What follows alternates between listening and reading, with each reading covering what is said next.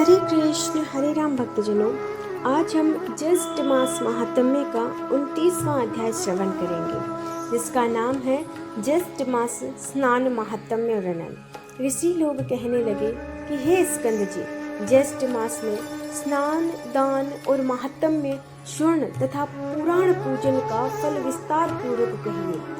स्कंद जी बोले कि हे ऋषियों, आप सब लोग ज्येष्ठ स्नान के फल का श्रवण करें, जिसके स्वर्ण मात्र से मनुष्य तीनों कायक, वाचक और मानसिक प्रकार के पापों से मुक्त हो जाते हैं। जो प्राणी वृष सूर्य ज्येष्ठ मास होने पर मैं प्रातः काल ज्येष्ठ स्नान करूंगा, ऐसा संकल्प कर जल में स्नान के निमित्त प्रवेश करता है, उसके पहले कहे गए तीनों प्रकार के पाप नाश हो जाते हैं।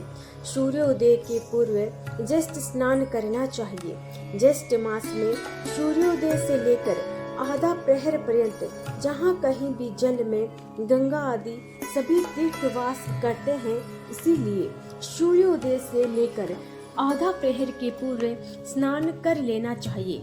आधा प्रहर के पश्चात स्नानहीन देव से उपरंत जनों को वे तीर्थ श्राप देते हैं। इसीलिए ज्येष्ठ मास में श्रेष्ठ जनों को स्नान करना चाहिए। ईर्ष्या, धन, लोभ, सेवा, हट, लोकोपवाद, निमित्त स्वेच्छा, भय, पाखंड, सुख लिप्सा आयाद किसी भी उपाय से ज्येष्ठ मास करना चाहिए। परंतु कलयुग में पाप अधिक होने के कारण ज्येष्ठ स्नान अति दुर्लभ होगा।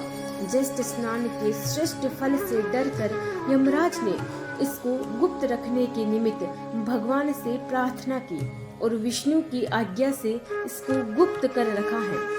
इस ज्येष्ठ मास में स्वल्प कर्म करने वालों को विघ्न प्राप्त होते हैं। इतनी कथा सुनकर ऋषि लोग कहने लगे कि हे स्कंद जी, यमराज ने इस मास महात्म्य को गुप्त क्यों रखा और ज्येष्ठ में पुण्य कर्म करने वालों के कार्य में विघ्न क्यों करते हैं? हे स्कंद जी, हमारी यह सब सुनने की इच्छा है, सो आप हमसे कहिए। स्कंद जी कहने लगे कि इस विषय में मैं तुमसे एक इतिहास कहता हूँ, जिसके स्वर्ण मात्र से तुम्हारे सब संदेह दूर हो जाएंगे। प्रथम महिष्मतीपुर में कनक नाम का ब्राह्मण रहता था। वह समस्त विद्या से हीन, मूर्ख और पर निंदक था।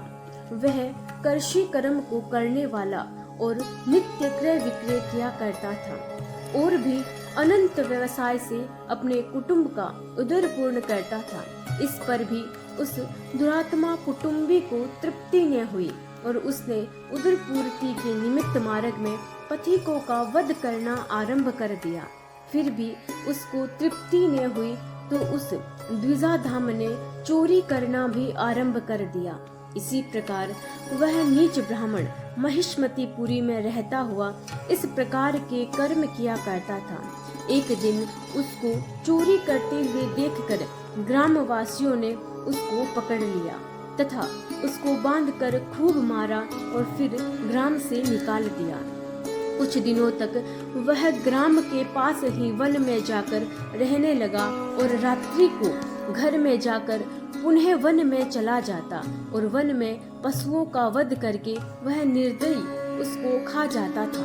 यह कर्म करते हुए उसको बहुत दिन बीत गए। इसके पश्चात जब एक समय ज्येष्ठ मास आया, तब वह कनक ब्राह्मण अर्धरात्रि में के समय वन से ग्राम में आकर और वस्त्र तथा अलंकार की चोरी करके पुनः वन को चला गया। मार्ग में नदी को देखकर उसे तैर कर पार किया। इस तरह अज्ञानतावश उस ब्राह्मण ने स्नान किया और प्रतिदिन वह इसी तरह से रात्रि को ग्राम में आकर चोरी करता और चोरी का धन लेकर प्रातः समय नदी में स्नान करता हुआ वन को चला जाता। इस प्रकार अज्ञानवश स्नान करते हुए 1 मास बीत गया। हे ब्राह्मणों, ज्येष्ठ शुक्ल चतुर्दशी की रात्रि में वह धन वस्त्र की चोरी करके गट्ठर बांधकर नगर के बाहर आया। तब तक प्रभात का समय हो गया। लोगों को इधर उधर आता जाता देखकर वह वहां से भागता हुआ नदी के तट पर आया और लोगों ने उसे देखकर उसको लाठी और पत्थरों से खूब मारा, परंतु वह कनक उस चोरी के बोझ को सिर पर रखकर अगाध जल में पहुंचा और अधिक बोझ होने के कारण वह स्थिर होकर अगाध जल में डूबकर मर गया। उस कनक के लिए सूर्य के उस कनक को अगाध जल में डूबते हुए देखकर यह क्या हुआ कहते हुए सभी लोग विस्मित हो गए। नदी किनारे के कुछ लोगों ने उसको अगाध जल से निकालकर बाहर किया।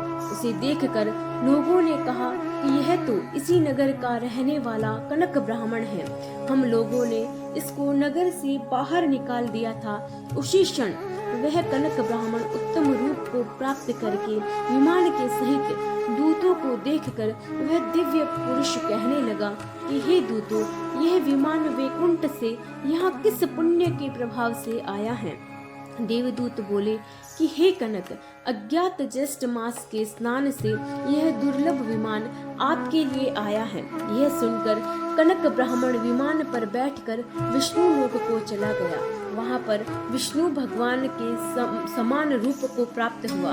तब यमराज इस समाचार को सुनकर अत्यंत दुखी हुए और जगतपति विष्णु भगवान से प्रार्थना करके ज्येष्ठ मास महात्म्य को गुप्त करवा दिया। हे ब्राह्मणों, इस ज्येष्ठ मास के स्नान का महात्म्य का फल मैंने आप लोगों से कहा है। इति श्री ज्येष्ठ मास महात्म्य ज्येष्ठ मास स्नान महात्म्य 29वां अध्याय यही समाप्त होता है। हरे कृष्ण हरे राम हरे शरणम हरे शरणम।